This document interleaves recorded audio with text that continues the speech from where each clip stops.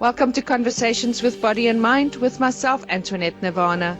Body and Mind is your health and wellness online directory, and coming up in today's conversation, we'll be chatting to Maureen Edgecombe, and she's an artist and an artist coach. Good morning, Maureen. How are you doing? Good morning, Antoinette. I'm fine, thank you. Wonderful. Well, I'm looking forward to learning a little bit more about being an artist and the misperceptions about being an artist and being creative. But before we start into the work that you're doing, I'm interested in your journey. I see you were a kinesiologist for 25 years. And before you even got into the work of kinesiology, what is the journey that brought you into saying this is what I want to do? Actually, Antoinette, it was by pursuing my own health.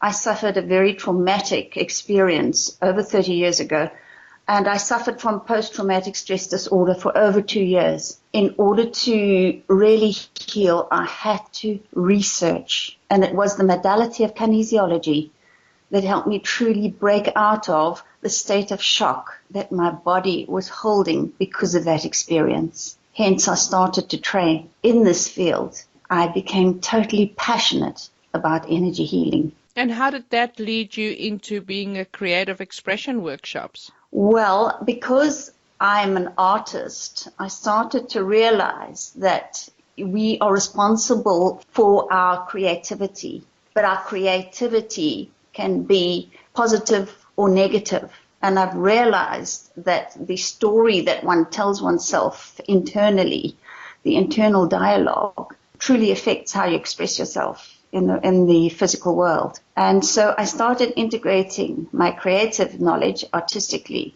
with my experience of energy and energy healing and all that I'd learned through my experience. Where were you at before all of, the big event that I say, the Eye of the Needle, which kind of takes you through that storm? I had trained in graphic design here in Durban, and I was married, and I had my first little baby, and that's when the trauma happened. And so that's kind of where I started to realize we kind of pioneered this in those days. It was very new, so it's been wonderful to see it grow and expand within, the holistic field of health has been expanding like mad for the last 30 years or so. So it's been wonderful to witness and see. So I trained when my children were small. One thing led to the another, and I learned the value of play and creative processing in a positive sense. And that's how the color workshops came about. And that's how, I started going to the various shows and meeting people. And that's when I got involved with the coaching aspect of things.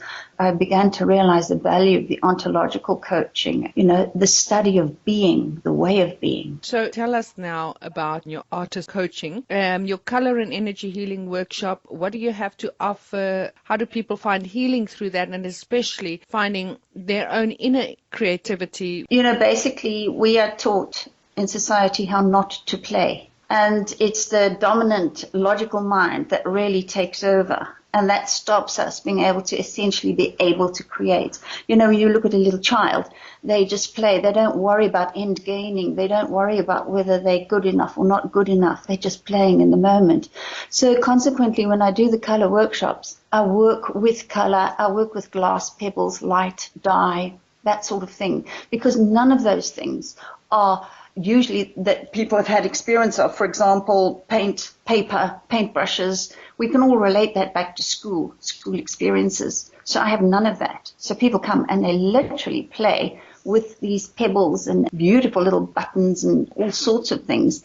And then I muscle test them for the creation they've made. And I can't tell you what a powerful story comes out with people when we can muscle test whether there's a lot of positive energy or negative energy. And in so doing, we are able, through muscle testing, to be able to bypass the conscious mind and go into the subconscious and identify where blockages happened or what part of their lives there was a blockage. And the message is quite profound for some people. So it's about playing, and it's about having an experiential process of feeling energy. Feel your energy. Most people are not aware that they feel their energy. That might sound a bit peculiar, but people have learned, many people have learned a survival skill of blocking themselves off, block their feelings because the feelings are too painful. Meanwhile, it works in the moment, but it doesn't work in the long term. So this is where, coming to a color workshop like this, people come with a clean slate, so to speak, and they just play. No agenda. And it's fascinating to see people's journey in that small workshop. Then from that point, many people say, how can I go further? How can I do more? And that's when I will go into the coaching dynamic of the helping them finding a positive way of being. So they learn the power of language, they learn the power of emotions and the power of the body. And this is where they're able to develop self-awareness, personal growth. They're able to rejuvenate themselves, and they're able to master their creative process. Instead of thinking that I've got to be artistic to be creative, it's that's what I've got to be. I say to people, you are creative 100% of the time. You can't not be creative. Therefore, if what you are wanting to achieve in your life is not happening, what is it you are creating? And that makes them think twice about the responsibility of what are they saying to themselves internally. And when we start unpacking this in a coaching process, it starts learning how the power of conversation can destruct your ability to be effectively creative or destroy your ability to be effectively creative, and getting them that awareness then in a place of choice where they can change their inner way of thinking and change the dynamic of their language, be able to become more resourceful in their lives. So it's wonderful to witness. It really is, to see positive change with people. But it's a process. It takes a while. It's like teaching somebody to drive. You'd never expect them to jump in a car. There's the keys, go drive. You wouldn't do that. It's the same with this coaching. They've got to unlearn things that they've learned all their life and been doing all their life. It's about walking the journey with them, about identifying what they truly want in their lives or what they truly don't want in their lives, and about getting them to a place where they've actually got a state of choice. It's a wonderful place to be when you feel as though you've got a state of choice. So I hope that gives you some idea about coaching. People don't realize that we are creating all the time. Whether we're creating what we don't want or what we want, we are still creating. When we say we don't want something, we're still creating that we don't want, because it's not something that is creatively.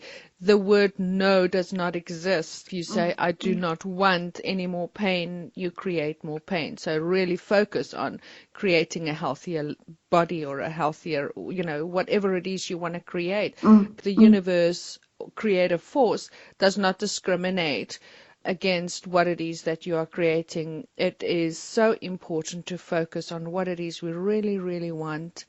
And I always say that 3 times, really, really, really want, rather than what we don't want, because what I don't want is still going to create what you don't want. I sum that up in a saying, and the saying is, the universe will graciously provide that which is uppermost in your mind. Absolutely. So if your fear is uppermost in your mind, that will come about. But one of the things that I find with the clients that I've worked with over the years, they make the mistake of thinking that they are what they think. And I say to people, you are not who you think you are. You are your conditioning. You have been conditioned. And Antoinette, we are conditioned in positive ways and negative ways. So I'm talking about clearing out the negativity. If you start not taking yourself so seriously because I think this, I am that, you start thinking, so where did that reaction come from? You start developing the mind of the observer,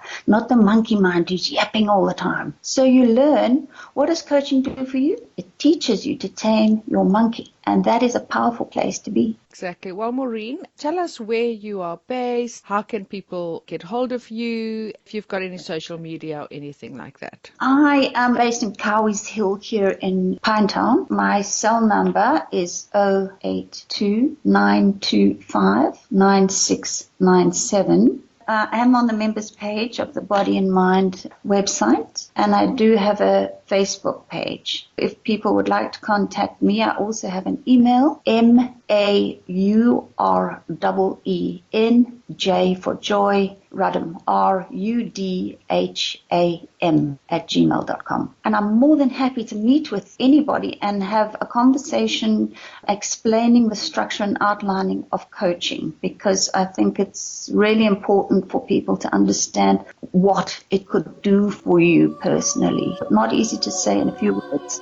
Fantastic. And please don't forget that you can get hold of Maureen and see her webpage on the Body and Mind website, which is bodyandmind.coza. You can also look on the Body and Mind blog.coza, which is connected to our mobile app, and you can download that in your Play stores, both Apple as well as Android, and that is the Body and Mind Health Directory app. You can also join the YouTube channel and then also ask questions to our members, also get notifications of our interviews as they are being uploaded. Thank you very much for chatting to us today, Maureen. Yeah, really awesome work. I wish I was in Durban. It's been a pleasure. And if you ever are here, you're welcome to come on one of the colour workshops.